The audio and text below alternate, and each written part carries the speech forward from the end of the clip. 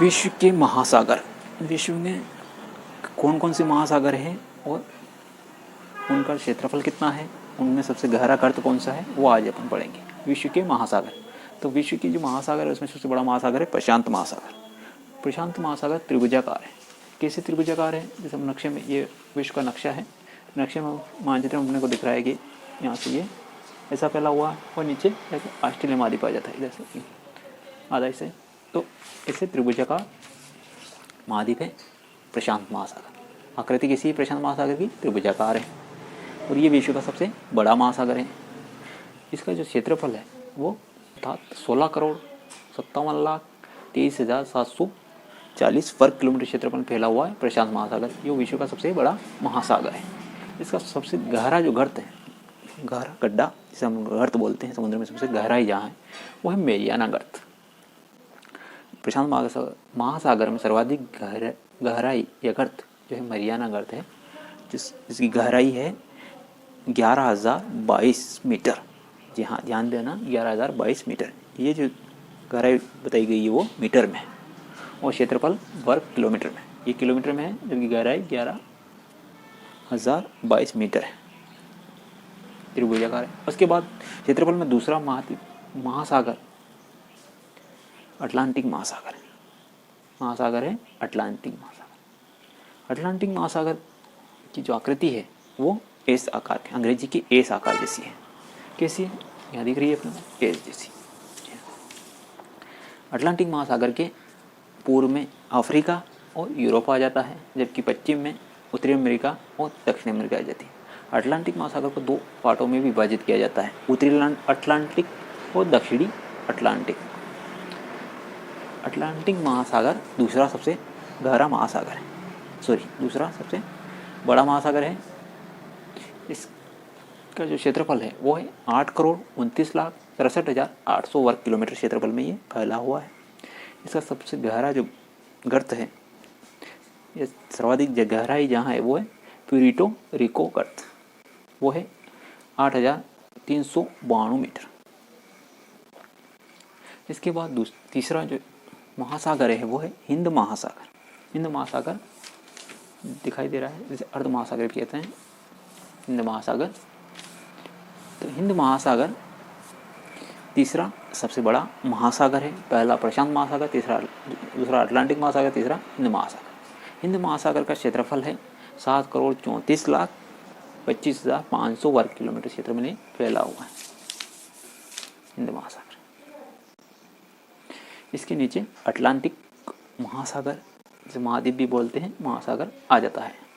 सबसे गहरा जो गर्त है वो सूडा गर्त है, जिसकी गहराई है 8,152 मीटर में। इसके बाद चौथा आता है आर्कटिक महासागर। आर्कटिक महासागर उत्तरी ध्रुव को कहते हैं, जो बर्फ से ढका हुआ है वो उत्तरी ध्रुव आर्कटिक महासागर कहलाता है। इस आर्कटिक महासागर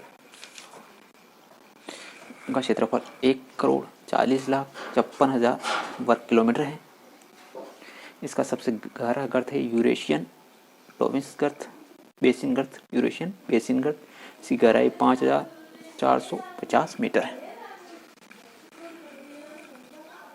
ठीक है, एक बार इनकी लोकेशन फिर से देख लेते हैं। प्रशांत महासागर त्रिभुजाकार, उत्तरी अमेरिका और दक्षिण अमेरिका के पश्चिम में। ठीक है, या यूँ कहे प्रशांत महासागर के पूर्व में उत्तर अमेरिका और दक्षिण अमेरिका है, जो कि प्रशांत महासागर के पश्चिम में जो आ जाता है वो एशिया, और नीचे दक्षिण में ऑस्ट्रेलिया आ जाता है। इसके बाद जो अटलांटिक महासागर इस आकार का, और हिंद महासागर तीसरा बड़ा महासागर होता। पांचवा है आर्कटिक महासागर, जिसका आंकड़े प्राप्त नहीं है, वो पांचवा आर्कटिक महासागर। तो ये विश्व के 5 महासागर हैं। पूछा जाए कि सर्वाधिक बड़ा महासागर कौन सा है, तो प्रशांत महासागर, आकृति कैसी, त्रिभुजाकार। सबसे गहरा गर्त कई बार पूछा जाता है, वो सबसे सर्वाधिक गहराई सागर में सबसे गहरा गर्त कौन सा है, तो मेरियाना गर्त है। उसकी जो गहराई वो है 11,022 मीटर। ये अपने को याद रखनी, 11,022 मीटर। इसके अलावा कुछ जलधाराएं की भी देख लेते हैं। समुद्र में चलने वाली वो राशि, जलधाराएं वो राशि कहलाती है, समुद्र में चलने वाली ऐसी राशि जो में जाती हुई प्रतीत होती है लहरों की तरह।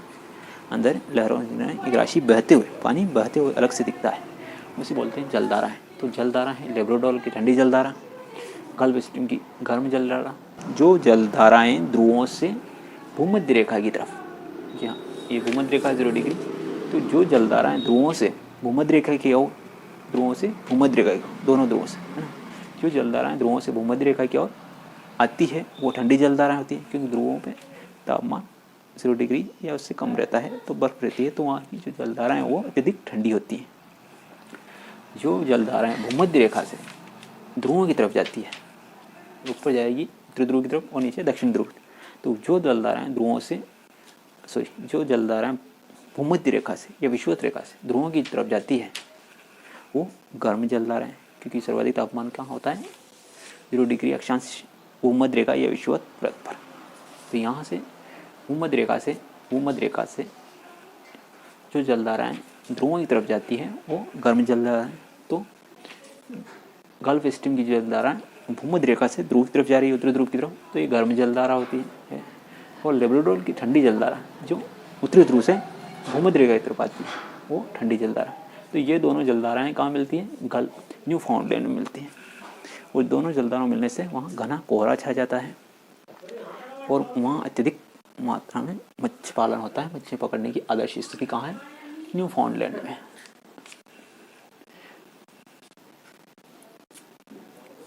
न्यू फाउंडलैंड में अत्यधिक मच्छी पालन होता है।